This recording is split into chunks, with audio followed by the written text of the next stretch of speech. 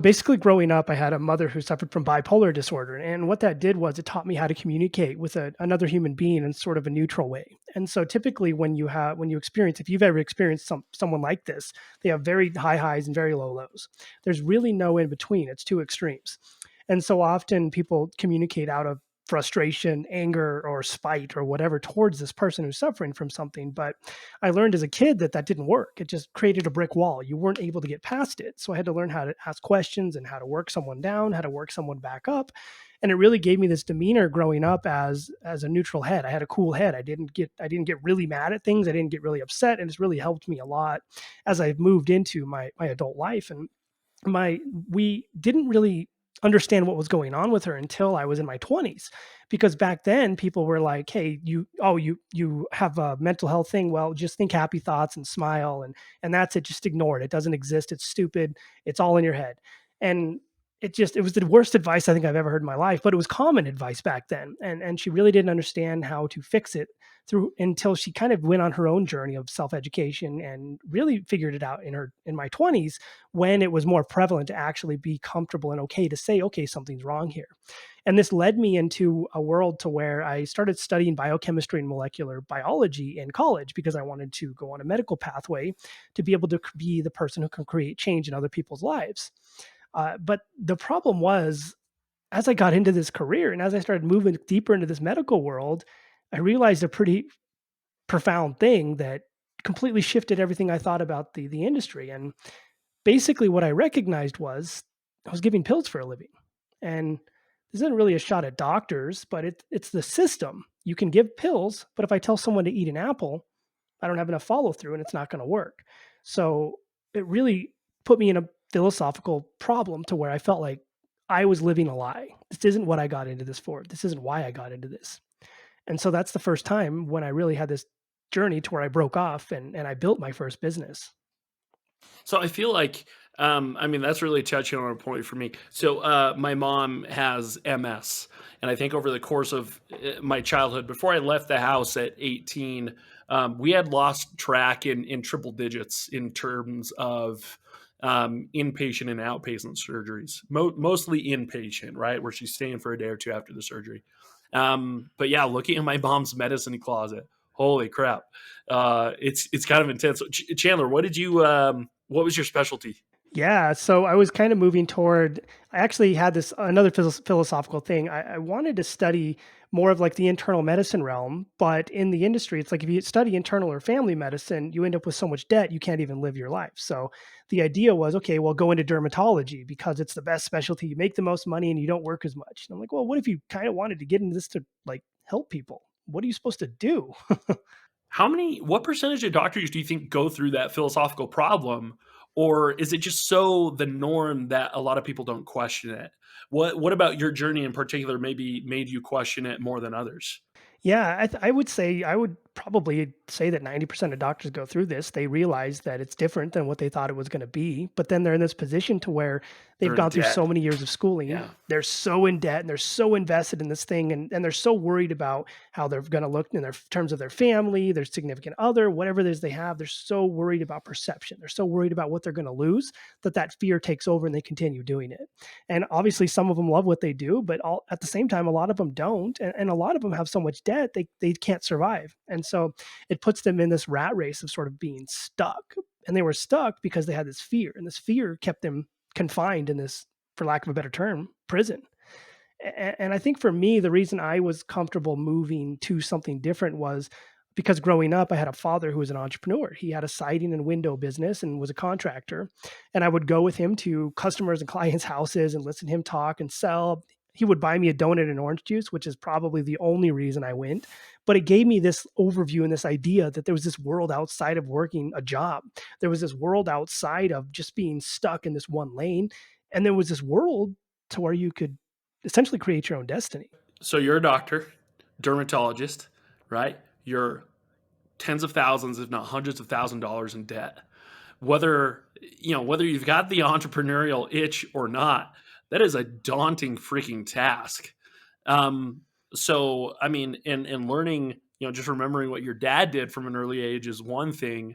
Actually having the courage to kind of break loose from potential debts, the massive risks, also the massive upside, right? There's massive upside to that as well. But how do you even get yourself to begin taking those steps, right? Because I think, you know, a journey of a million steps, or I'm butchering that phrase so bad. What is it? It's a journey starts with a single step, right? How do you Yeah, exactly. what's that first step in that situation? I can't even fathom. My wife and I have been, you know, in debt a little bit over the course of our marriage, and we've gotten out of it, but we're talking about like $10,000 in debt as opposed to like what, 200,000. Like, I just can't even imagine the unbearable stress that you're under in that circumstance. How do you emotionally Yeah. allow yourself to do that? Yeah, that's a good question. And I was lucky enough to get out early when I was still sort of precepting and wasn't really in that realm yet. But I think if someone's in that situation, it's like I said earlier, they're like in this prison. There's debt, and if they get out, they still have debt. Debt doesn't go away. You're committed to that, whether or not you die. No matter what happens, it's like the mafia with student Someone's loan paying debt. it. You will you will pay it off, and if you die, they will find someone to pay it off for you. You can't get bankrupt. You cannot get out of it. You are stuck. And I think this leads to another philosophical conversation about like student loan debt, even because you're young, you're impressionable, you're told to go to college, you're told to get a good job, you're told to go into debt to get that good job. Then when you get that good job, you can't pay it off because of the debt you have. Then you have to go back to college to get a bigger degree to get more debt. And it's like, how do you get out of this rat race? How do you get out of this position you're stuck in that you were told your entire youth life growing up that it was going to get better? And then it never does. And so I think it brings us to this point to where how can we allow people to get into this incalculable amount of debt and not be able to get out? Because if you're in that position and you say you are in derm, you are living a cush life. Derm is one of the better specialties. But if that's not what you want to do and you're starting to get disenfranchised, you can't really go anywhere else unless you were lucky enough to go to a school that was like maybe a state school that was like 20,000 a year tuition or 20,000 a semester tuition or something like that. But if you're one of the normal people who does have these massive loads, I think you are in a position to where you're stuck. Yeah, I kind of, you know, I naturally being in sales and really I gave the college thing a try. Wasn't for me. Went into sales and found out that was a great path for me, which I'm really fortunate. But I feel like, I feel like this cultural push right now that everyone needs to go to college almost comes from like 50, 60 years ago when it wasn't that easy to get college loans. It wasn't that easy to go to college. If you got into college, you were lucky. I feel like in order for this lie, I'm going to call it a lie, to be so prevalent in our society, at one point it had to be true, right? At one point there had to be some, you know, grain of truth to, hey, going to college, getting a degree is almost a guaranteed setup for life. At one point it had to be true, right? Even if it was just for a single generation, for it to kind of like be drug along over the last 60 years, I feel like at some point it had to be true. um, and it gets me into the mindset like, what career advice am I going to give my kids at one point that's total shit like in 20 years, but actually right now works great. It's just something I always kind of think about. It's weird. But yeah. So back to your point, I think it's super interesting. Um, we just live in a different age.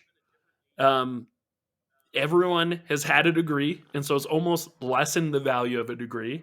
And we're in this weird economy now where you can go online or you can get really good at something watching free videos, and then you can again learn how to market your services again for free from online, and then go and create a business around that.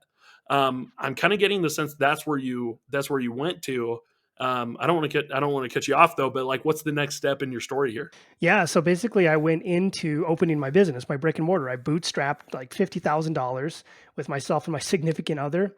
We've been partners since the beginning, and she hasn't murdered me yet. And so this podcast is true testament. Though if she does, and I die in the next like couple of years, you know who Yeah, did it.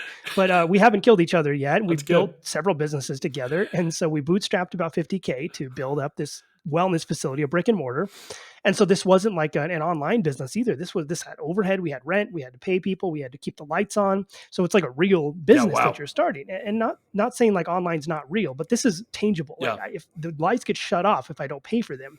So I had to learn early how to, and I was good at research, and I was pretty obsessive about getting the handle on things. So I learned how to grow the thing. I learned how to scale the thing. I learned how to create systems. The first year, we basically woke up at 4 in the morning and went to bed at midnight. My little sister said she thought I was a vampire because we never went out in the daytime. And so I had to fix that. And after the first year, that's when we created systems. We replaced ourselves. We removed anything that wasn't profitable. We analyzed profitability. We created quarterly reports and ultimately learned how to build and grow this entire thing. And looking back at the college experience, what did people are probably wondering, well, did I get anything out of it? And the one thing that I did get was the scientific method, the rigors of research, the rigors of testing, and analyzing, adjusting, going A, B, okay, that didn't work, do this, that didn't work, do this. And really what it comes down to is recognizing that failure was an opportunity to learn what's going to work next. Okay, A didn't work. All right, let's test B. Okay, B didn't work. All right, let's test C. Okay, triple Z didn't work. All right, well, let's move on to whatever letter of the alphabet we're going to come up with and make up next. And so I think that's the really big thing that we get in entrepreneurship that could be a benefit from college. But in reality, I think if you devote enough time and resources into building a business that you do to college, like 80 hours a week of studying that you don't even have because you're trying to work at the same time, and the amount of loans you took out, if you put that into a business, I think you'd probably create a pretty awesome infrastructure that grows and has legs. Yeah. So, do you think so I actually really like this idea. So, you're into wellness. I'm sure you're familiar with the idea of progressive overload for building muscle, immunity, like whatever it is, right? Where you continually need to add stress in order to continue to progress, right? In a previous conversation I had, my guest, Justin, brought up this idea of progressive underload, where some things like flexibility, like if you're so inflexible you can't touch your toes, sometimes it's hard to like stand up, bend over, and try and touch your toes. But what helps is like if you grab like a 10-pound weight to kind of kind of force you into it, kind of push you into it. So just because I'd love to hear your perspective here, I want to assume, let's go back in time. Let's kind of change the story a little bit. You are starting a wellness business online. There's zero overhead, there's zero rent, there's zero employees. It's just you and your significant other. Do you think you grow as much in that same time period without that kind of like, oh shit, if I don't get my act together, they're turning off the lights? If you go back in time and look at, yourself in that time period, do you think you hustle as hard to make it work? Yeah, that's a good question. And personally, I think no, because I don't have my back to the wall. I can, like online, I can get a client and be comfortable making 3K a month for the rest of my life because there's no overhead, there's no reason to care. But with the brick and mortar, it's like, oh, I need to make 10, 20, 30, 50K to be able to cover overhead, to be able to cover everything that's coming up. And so to your point, what it does is it pushes me to continuously need to drive the business forward because I need the margins to go in a better place. I need the profit to be up. I need the overhead to be paid for. I need staff to be paid for. And this does become something that becomes an issue with an online business as you grow and scale. But I think most people don't grow and scale in the online realm because there's no reason to really care. They get comfortable. Mm. And when you get comfortable, you fall back. And when you fall back, you start failing. And this is the paradox of scaling a business, especially an online business. People start getting comfortable, the business goes backwards, they don't know why, the business fails. I mean, it's so true. Like you're either progressing or you're regressing.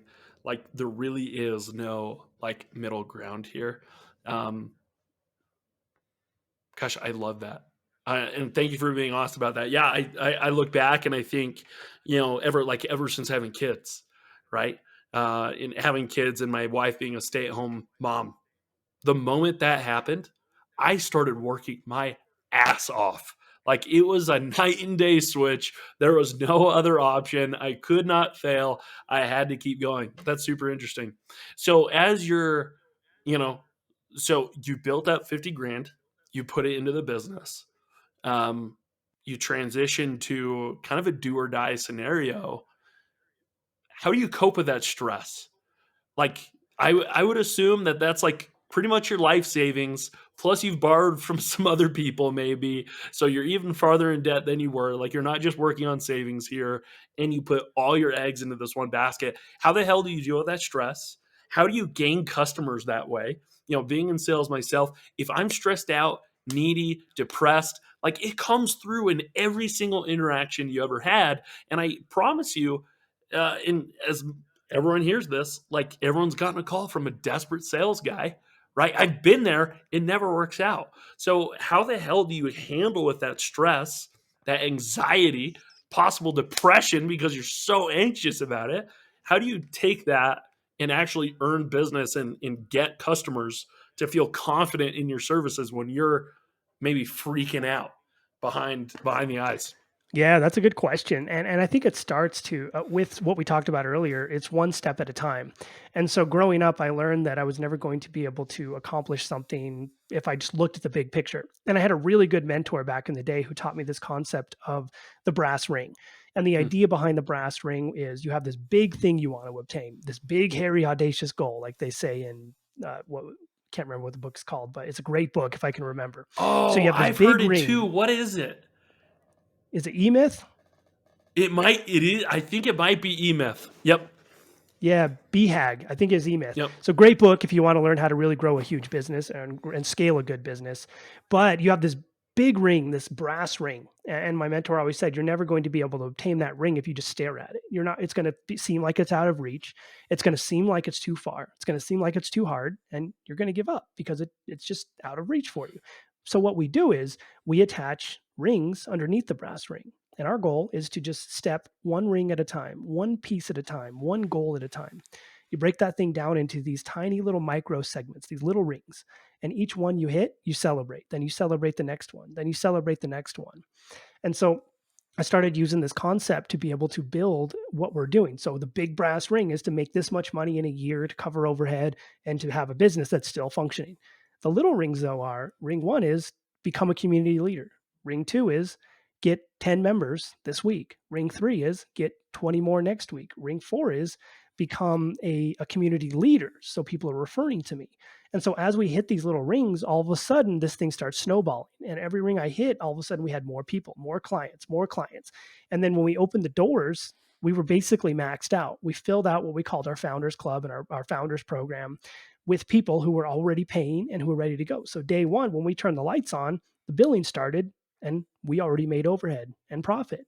And I think it's because I was able to look back and break it up into that brass ring concept to where I took this big thing and broke it down into micro goals and micro concepts that would give me the motivation to keep moving forward every day. You hit this little one and you're pumped.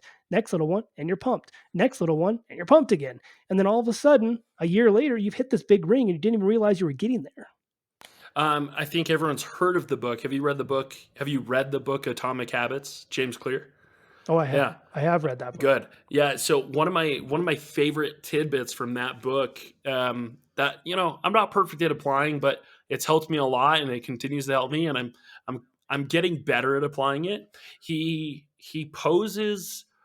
He talks a lot about that, like focus on the process, focus on the person you want to be, and one of the things he asks, and I can't remember the specific example he gives in the book, but it's along the lines of like, hey, like here I am, I'm trying to be a podcaster, trying to grow an audience, trying to be the best I can so I can provide the most value.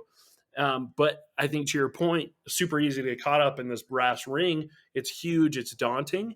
And his advice is to ask yourself, what would a what would a top tier, top 1% podcaster do right now?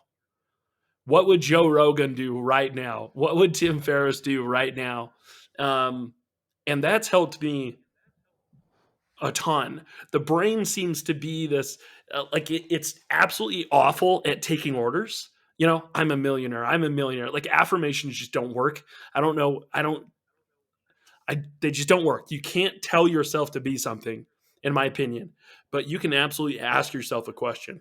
Hey, what would a top 1% podcaster do right now? Well, I'm sitting on my couch. I could edit a video.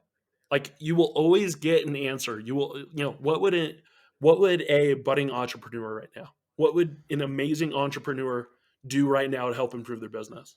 Oh, be active in the community. Work on this one thing. And I think asking myself that question has helped me a ton just to focus on, hey, it's okay. What do I just need to do right now? What would a top talent, whatever, be doing right now to increase? And as I've asked myself that, It's like, okay, there's the answer. And then for whatever reason, I'm just kind of de-stressed. It's like, "Oof, okay, I can go do that. I have the answer.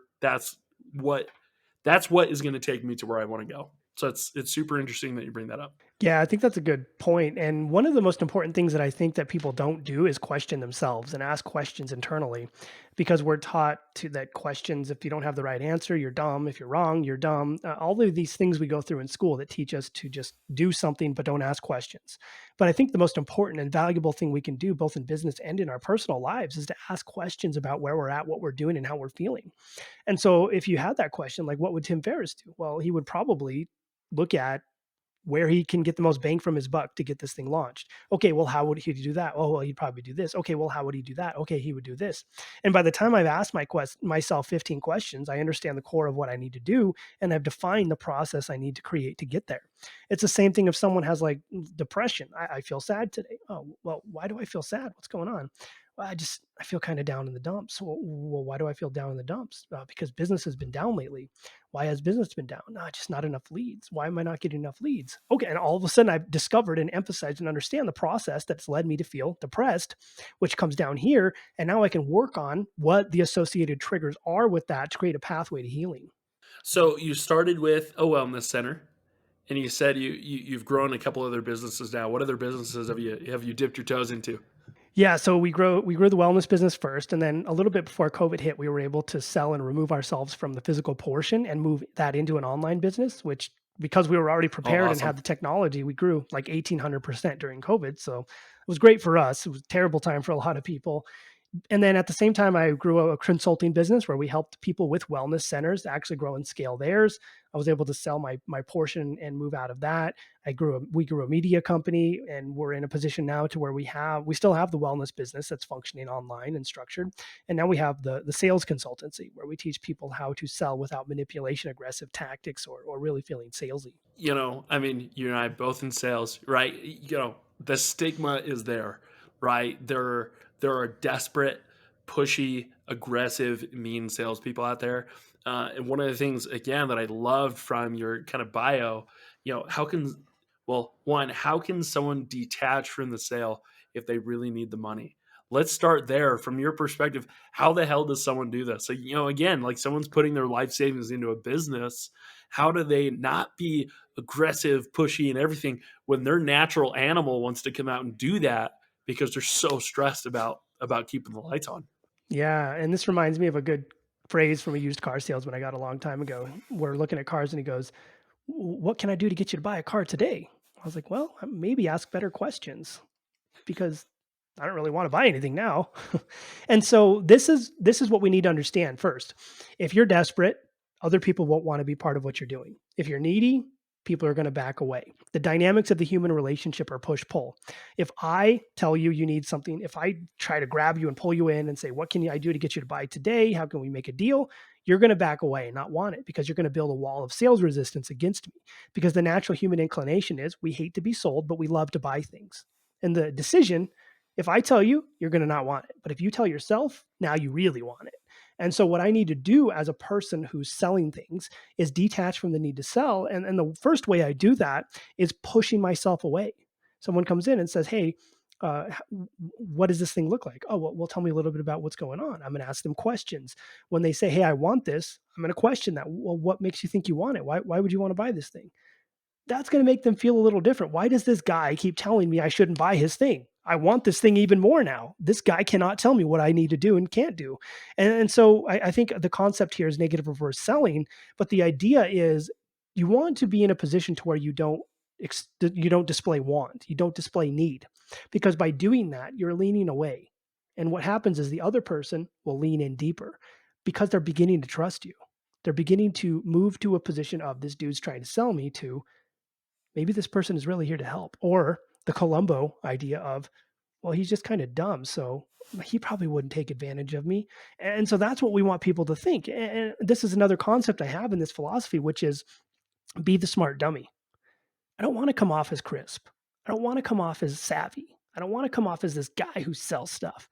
I want to come off as this guy who might not be that smart, but's trying real hard because you become easier to trust. I feel like I got really good at selling. I struggled for a long time. I actually feel like I got really good at selling when I was just like, you know what, screw it. I'm just gonna be me. I felt like for years I had been salesman Andrew. Like I wasn't being like my real authentic self. And so I feel like when I started prospecting, when I started closing, having discovery calls, demo calls, whatever it is for whatever software, I was just I just decided I was gonna be me because I was failing at being someone else for sure. But it was really interesting to me that the moment I kind of made that cognitive switch and just said, you know what, I'm going to swear on sales calls because I swear that's what Andrew swears. That's who I am. I joke around. I'm loud. I'm boisterous. I ask a lot of questions. I felt like the moment I started doing that and I just started conversing as me, I felt like the sales started coming in. But again, it took me like years and years to get there. And I think it was just through reading a book that I just realized that I was pretending to be someone else. I think it actually might have been Masks of Masculinity by Lewis Howes. I don't agree with the whole book, but it definitely walked away and has made me a lot of money because of that one switch. So I'm still very grateful for the book. But like a lot of people don't have years, they don't have a salary, they're their business owner. How does someone go from zero to I do? How does someone go from I need to turn the lights on to I don't need you, customer. I don't need you, Mister Prospect. Um, Yeah, how does someone do that? How does someone go from 0 to 100 like that? Because those are absolute polar opposites. Because I totally agree. Like, you need to not need. Like, there can be no need, there can be no desperation. Like, we as human beings are so emotionally intelligent.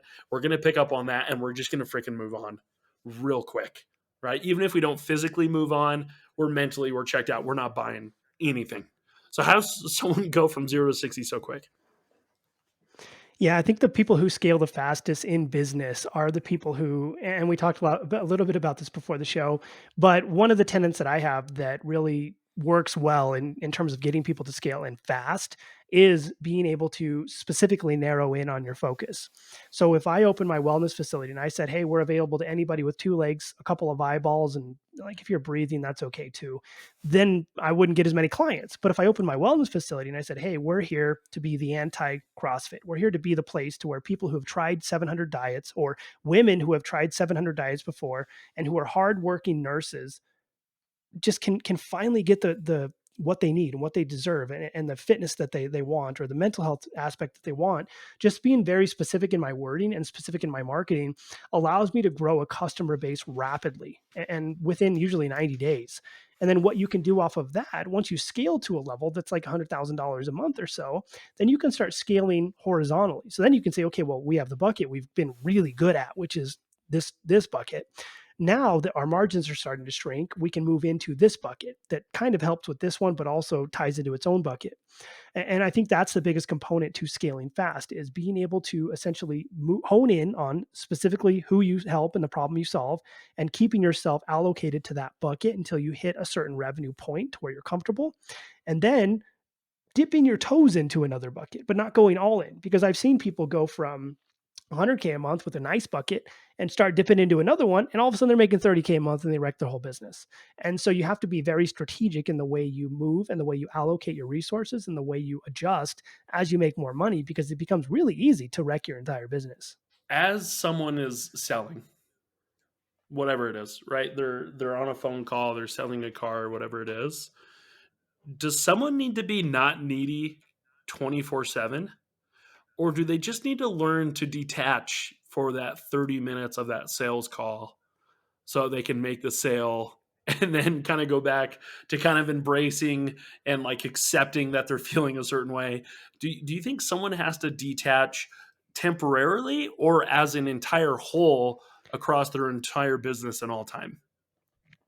I think that this is a good philosophical concept because if you can learn to detach from need, you never want. And if you never Yeah. want, it becomes really challenging to be controlled or manipulated. And I can tell you that's one of the most incredible assets in a business that you can possibly have. If there's nothing that you need, and if you don't have need for anything, and if you don't want or desire, there's nothing that can take you anywhere. You're the captain of your fate and the master of your soul. And so I think if you move yourself into a position to where you do detach from want and need, and now you can make an active choice that you can get something, but you don't need it, you don't want anymore. You put yourself in a position to where people notice it, they lean in, they want to be deeper and closer into your circle because you build this sort of mysterious philosophical core surrounding yourself. And I think that's really what creates the most powerful leaders and the leaders who are capable of creating the most and the biggest and the things that really scale up because they operate on a different level. And a lot of people think they operate on this level of like they're psychopaths, but they just don't need or want. And it moves them to this place to where they can't be controlled. And if you can't be controlled, everybody is going to want to be part of what you do because they don't really understand what makes you tick. Do you think that this ability to detach is at all correlated to your competency on a certain subject? I think it can correlate with competency. So if you're really good at sales and you just don't care anymore, which is what happens, well, now you've achieved that mastery level just indirectly.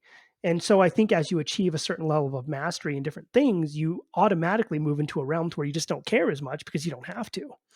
And ultimately, that's a good lesson to learn and to ask yourself right now, like, why do I need this thing? Why do I care so much? Do I really need to care? Is this going to bother me in 5 years? Is this going to be a problem in 5 minutes? And a funny thing happens. You start to recognize that most of these things that we get upset about, most of these things we get stressed about, they don't really matter because they're not going to matter in the long run. How does someone come to that realization though? Because I feel like we're taught from a very young age that all those things matter.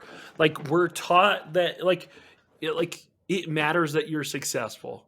And it does to a certain degree, I think it matters for yourself and I think it matters for your loved ones. But I think we look at it as a society of a matter of status, as a matter of like self-worth, and for me, that's not what success is about.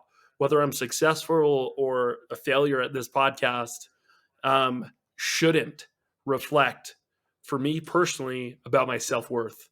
But I feel like I can't help but let it, right? And I think I've ran into this a lot previously in my life where I start things and I'm not great at them, and because I'm not great at them, I attach that to my worth as a father, as a husband, as a provider, as a human being, in general. So I feel like from a very young age, just our school system, society, everything kind of gears us towards, hey, if you're not successful, you're actually worth less, and that is a metric shit ton of emotional baggage to try and work through.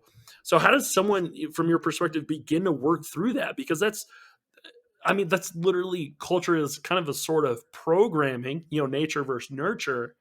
And I do we it's like if your whole life is built and you've been nurtured to believe that your self-worth is attached to the outcome, how can you switch that to say, hey, my self-worth is my self-worth, and instead I'm going to focus on the process? Yeah, that's a good question. And I think the place that starts is taking a values inventory of what's really important to you in your life. And so you define work, spirituality, define life, family, whatever. Define the top 10 things that you think about all the time and label them 1 through 10. And then next to that, put how closely am I living up to that value? And you'll come up with some stark realizations that you value this heavily, but you're not living up to it at all. And then I think in order to move yourself to a position to where you can recognize, say, success is super important to you, but you don't know why, you have to question it. And this won't happen overnight, but you have to learn to question yourself. You have to learn to write down what you're thinking and what you're talking about, what you're doing. And so, okay, why is success important to me? Oh, well, because success means I have value and worth. Why does success give you value and worth? Oh, well, because society and people tell me that if you're not successful, you're a homeless person and you're worthless. Okay, well, who is society and is what they say important? And that's the philosophical question. Well, I guess they're not important. Okay, well, then what is important to me? What's important to me is that my family's safe. Okay, so is society and success actually important to me? Well, no. What's really important to me is what's right in front of me. And I think that's what we lose sight of in our lives. We lose sight of the ability to question or like you said a minute ago, we're taught not to question ourselves. We're taught not to question people. If you're sitting in a classroom and you ask 14 questions, everybody's going to make fun of you and look at you like an idiot.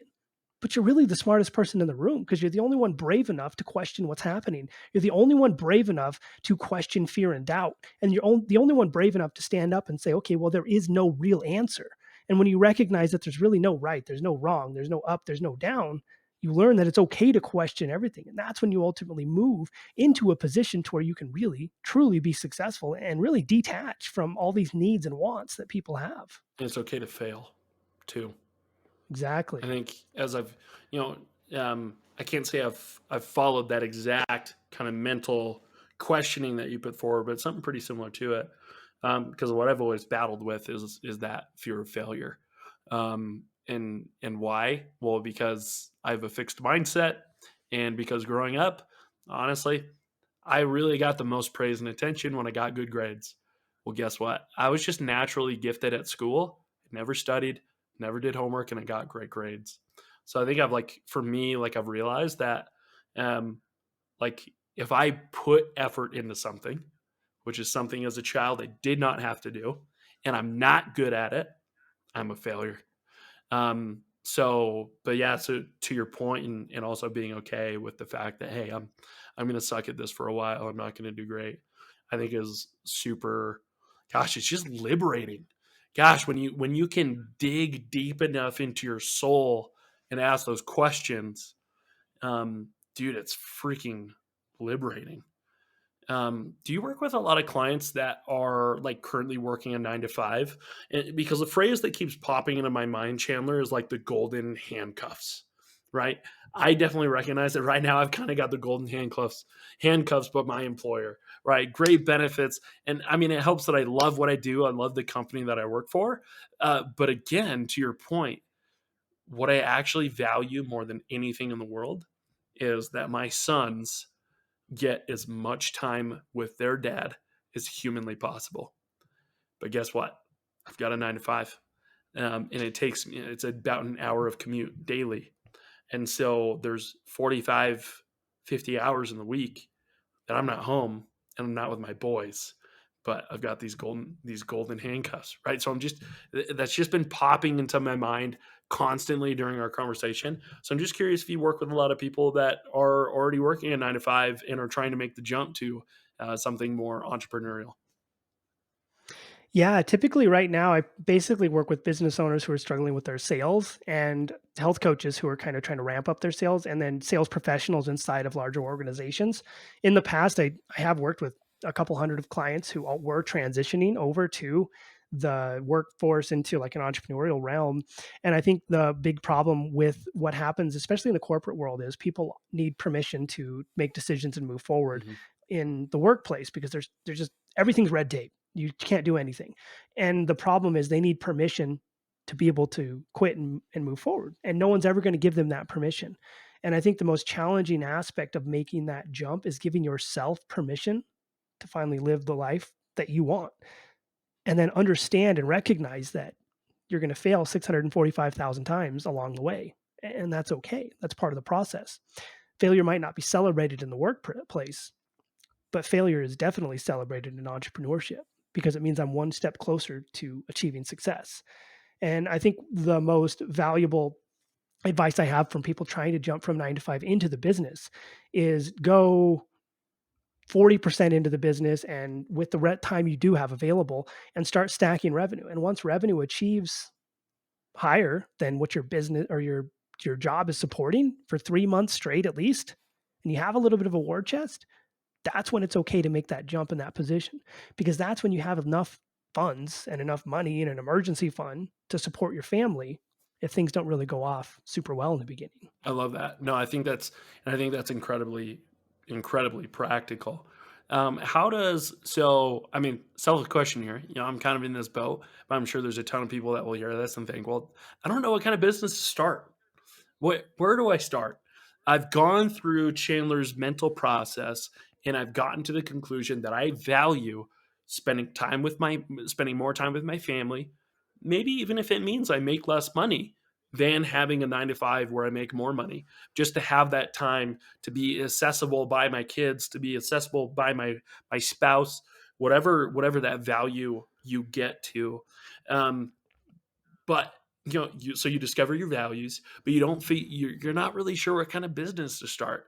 Um, how does someone go about evaluating that? How does someone go about deciding, what? Yeah, I'm going to start a personal training business. I'm going to start a wellness practice. I'm going to start a Jimmy John's in the available slot, down the street in the business park or whatever, in the strip mall. How does someone going about? How does someone go about that process of deciding what their entrepreneurial journey is going to be? Yeah, that's a good question. So the first step that we look at when someone asks me like, what should I start or do? My first couple questions are, do you want to build something from scratch? And that's true entrepreneurship. Do you want to start something where you're essentially building this whole thing up on your own? If the answer is yes, then we need to look at building what I call a transformational offer. And the idea is, who are you? What do you want to do? Who do you want to serve?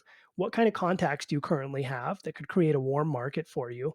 And then, would this make you happy? And so a lot of people, well, I'm a father and I want to work in health. What kind of health? I want to help people nutrition. Okay, well, let's talk about nutritional coaching. What kind of contacts do you have? Oh, well, I have like 57 people who always ask me questions about it. Okay, you have a warm market. You have the ability to build this thing up with really no marketing funds because you have people who trust and believe in you already. But if the answer is no, I kind of want to start with something that's structured. That's when you look into the franchise world. Okay, I can open a Jimmy John's and the systems and most of the marketing and a lot of things are already taken care of for me. I might make less money long term, or I could make more by opening 7 Jimmy John's in my state. And it's kind of already done for you. So it's like the lazy man's path to entrepreneurship. And I'm not saying franchise owners are lazy, but it's a lot easier starting off with full systems than it is with nothing. Sure, sure. That's fantastic. Chandler, I super appreciate your time today. Where can people learn more about you? Where can people learn about your coaching business, your consulting? Where can they consume more Chandler? Yeah. So if you want to learn about our sales process and kind of how we teach sales and our whole systems, we give away our 9-step framework to creating compassion conversations for free. You just have to go to 9step.cultureofcare.life. That's the number 9step.cultureofcare.life. And if you want to connect with me and just learn more about what I'm doing, you can follow me on Instagram. That's instagram.com/Chandler_SAF. And if you're the video person who wants to consume all the videos, just go to youtube.com/Chandler Walker SAF and you can watch about 5,000 videos on YouTube. And we're going to tag all those down below. Okay. Chandler, thank you for your time. I appreciate you. It's been fun. It's been really fun. If you could maybe chalk it up into, a couple sentences, who are you trying to become? I'm trying to become someone who doesn't need, someone who doesn't want, someone whose only purpose in life is to create a culture of care and to give as much as I can to the people who are involved in my life, especially my little 3-year-old daughter. I want to be the person who everyone stands at his funeral and you get 7,000 people who want to stand up and give a eulogy because you've created such a big impact. Love that. Chandler Walker, thank you. Thanks for having me.